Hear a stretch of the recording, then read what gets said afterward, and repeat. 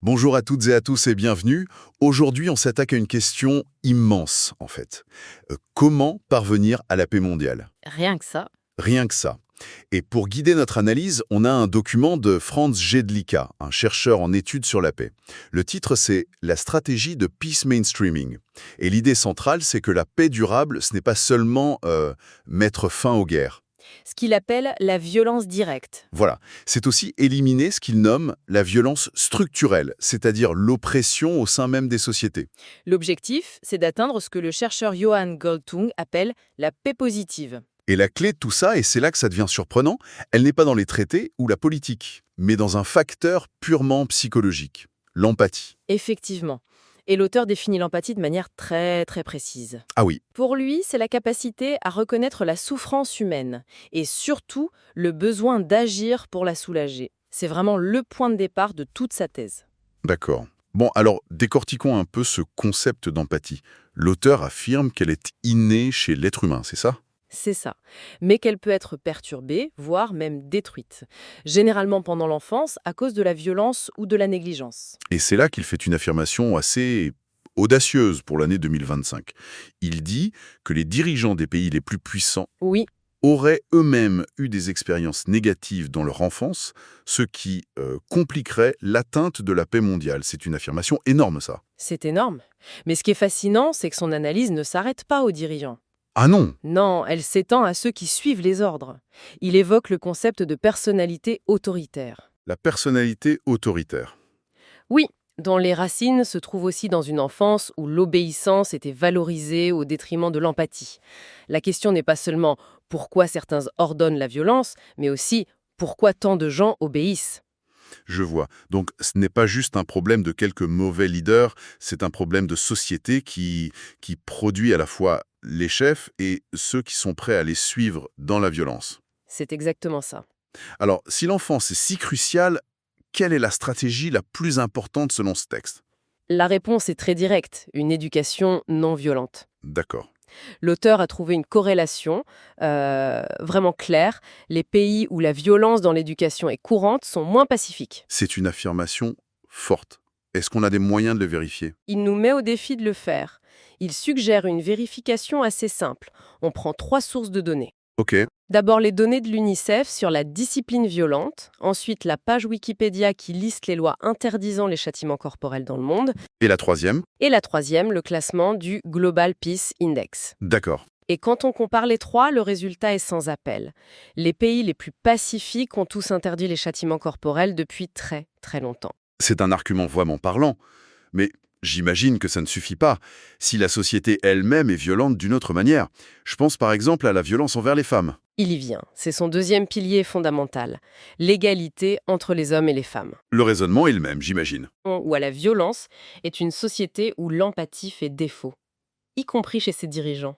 D'accord. Et d'ailleurs, ce n'est pas une idée nouvelle. C'est reconnu au plus haut niveau, notamment par la résolution 1325 du Conseil de sécurité de l'ONU, qui confirme l'importance des femmes dans les processus de paix. C'est là que ça devient vraiment intéressant.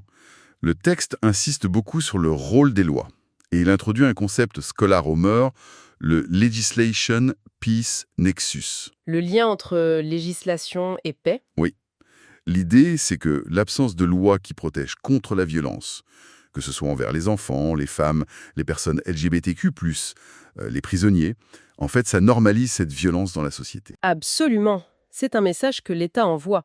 L'auteur a même créé un indice de culture de la violence basé sur l'existence ou non de ces lois protectrices. On indice carrément. Oui, et la conclusion de sa recherche est frappante, selon ses propres mots.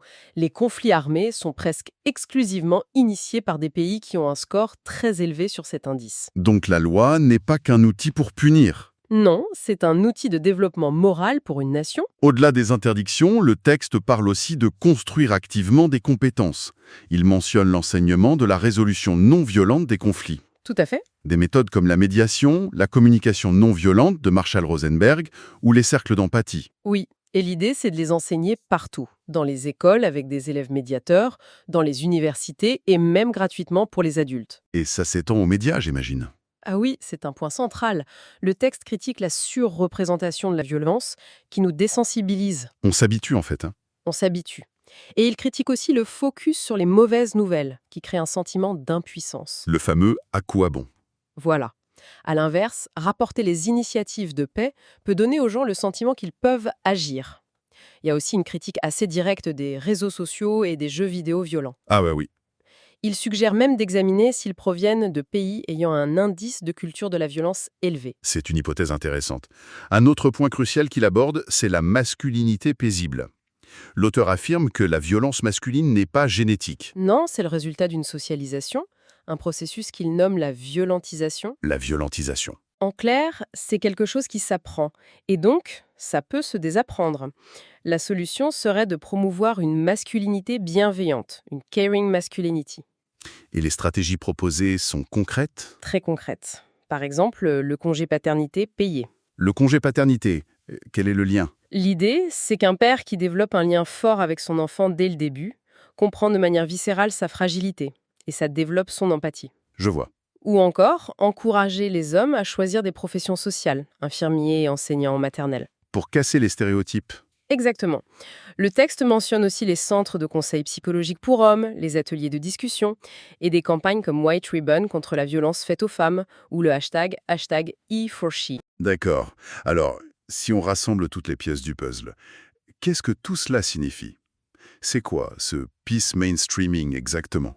C'est l'engagement d'un gouvernement à considérer les stratégies pour la paix comme une priorité dans tous les domaines de la société. Pas juste aux affaires étrangères. Pas du tout. Ça commence par une interdiction légale de toutes les formes de violence. C'est la base. Le socle. Le socle. Ça continue avec l'éducation à la résolution non violente des conflits.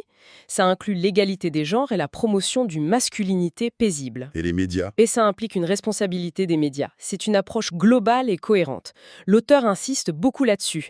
Une politique de non-violence doit être constante et se refléter dans toutes les lois du pays. Cette analyse nous laisse avec une perspective assez différente quand même. Oui, Elle déplace complètement le focus des grandes négociations internationales vers des facteurs psychologiques, légaux, éducatifs. et ça soulève une question importante pour conclure. Je vous écoute. L'auteur suggère que, même dans un régime oppressif, où l'influence politique est quasi nulle, il reste un levier d'action. Lequel? Élever ses enfants sans violence et l'expliquer aux autres. La pensée finale à méditer, c'est donc la suivante. Si les causes psychologiques fondamentales de la guerre résident dans la violence subie durant l'enfance, Oui. l'acte le plus puissant pour la paix future n'est peut-être pas un traité ou une manifestation, mais la manière dont une société, et chaque individu en son sein, choisit de traiter ses enfants. Ici et maintenant.